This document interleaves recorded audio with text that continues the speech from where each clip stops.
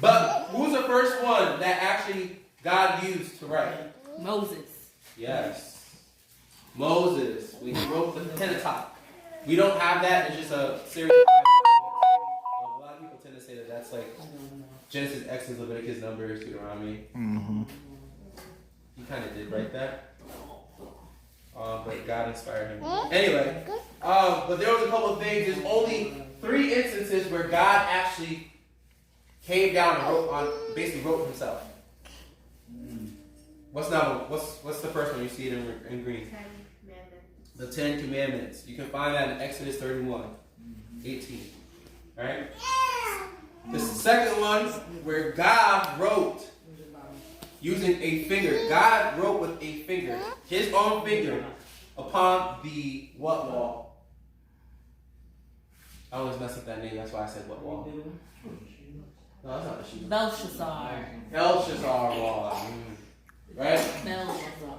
3. God wrote on the ground. This was in St. John chapter 8, verse 6 and 8. Okay? God basically used, any other time, God used people to write the book. Okay? So going down here, it says, how did God write the book? It was through the process of inspiration. We're going to talk about this. What is a process? A process is different stages. Okay? So, like for example, when you're an artist, right, Vicky? Can you explain how you come up with an idea as far as how you draw? I'm sorry. It depends on how you feel. Okay. And So you said how you feel. So, in order for you to do something, something has to move you to do it. Okay. Continue. and then you have to determine which one feels what object to represent for combine them into a masterpiece. Okay. So, say that one more time, a little bit louder. So you said at first, when you first get ready to draw, you have to feel something. Something has to move you to do it, right? Yeah. Then from there, you said you select different colors. So you come up with different items, and those items stand for something, Yes. right? And then from there, from all those different items within the different parts of this, it comes together and becomes the masterpiece. All right. Don't you see how that's the same thing with God? Same thing with His Word. God used over 40 different pieces, different instruments, to come up with His overall masterpiece, which is what? The Bible. The Bible. Uh-huh. Just for who? For Just us. She said this for God. For us. Alright? And this is exactly how He did it. It was through the process of inspiration. God inspired you, Vicky. Let's say God gave you a piece to do. God would inspire you. God would move you to do what you need to do. Let's say that I had a whole set here, and you had the little, what is it called? Like a canvas, right? Mm-hmm. You had your own paintbrush and all. God will actually move you in a way. You know that actually happens, right? There's something called prophetic drawings, prophetic Gifts. paintings. And God will actually speak through someone through art. That's to show you that you can be used whatever. You can be a poet. God will move you through the words and show you how to use the words in a way that can move people. Right. Even public speaking, God can do the same thing. Even Sister Tiara, her business. God is teaching her how to use her hands to bring healing to someone. Right. Even Sister Capel, her job. God uses her to help move people in the right direction that they need to go. Alright?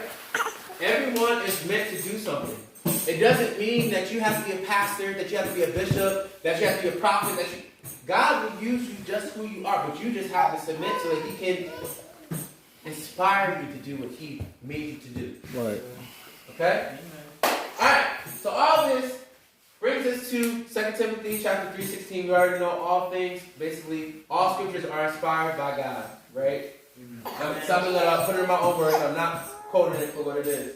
But that's how God spoke to us. That's how God gave us this message, this beautiful message we call the Holy Bible. So we can see ourselves in it. So we can become better humans. And not only that, but win souls for Him, for His kingdom. It's no longer we're going to be in these four walls. That's why we're going over the basics.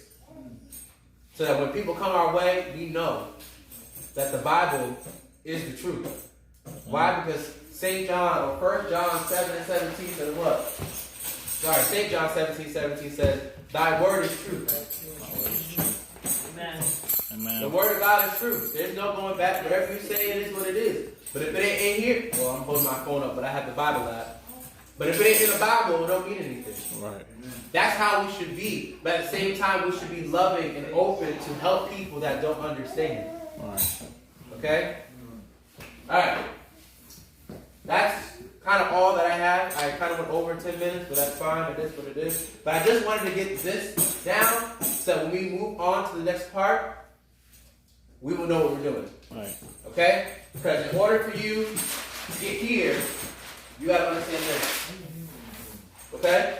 Questions? No questions. Anybody have a comment? Alright, cool. So we thank the Lord for everyone coming out tonight. This is the first night of Truth or Time. If you want the book, I'm teaching from a book. Basically. Okay? I can't teach you from here unless God gives it to me. But if God doesn't give it to me, you go into this book. Amen? Amen. Alright, so this book, if you want it, it's called Truth or Triumph. This is literally a foundational book where every Christian, I believe every Christian should read this book. All questions will be answered. It talks about the fall of man. It talks about temptation. It talks about how we are tried and why we go through the things that we do. Yes, it sucks, but why do we go through pain? Why do we go through heartache? Why do we go through death? Why do bad things happen to us? This book actually explains it all. And it uses scriptures, which is the most important part. There's a lot of books out there that don't use scriptures. Right? We just said that thy word is true. Right. If we don't have the truth, and we don't use the truth, we're not learning. Right. We're spitting opinions, which is false. We got to stick with the truth. So let us allow the truth to triumph, to win, to be loud. Amen. And these things. So we thank the Lord for tonight. Anybody have any questions, any comments? So, Right. the title of this whole section, It's called Truth Shall Triumph. Truth or Triumph. Yep. Okay. Truth shall triumph. Oh, Truth or Triumph. Triumph. Okay. TRIUMPH. All right. And it is a book. I didn't write this book. I'm just taking this book because it is a good foundational book that we need to start reading on. Okay. All right. So all hearts and minds are clear. We're going to ask someone to stand. I'm going to ask you to help me. Can you help me?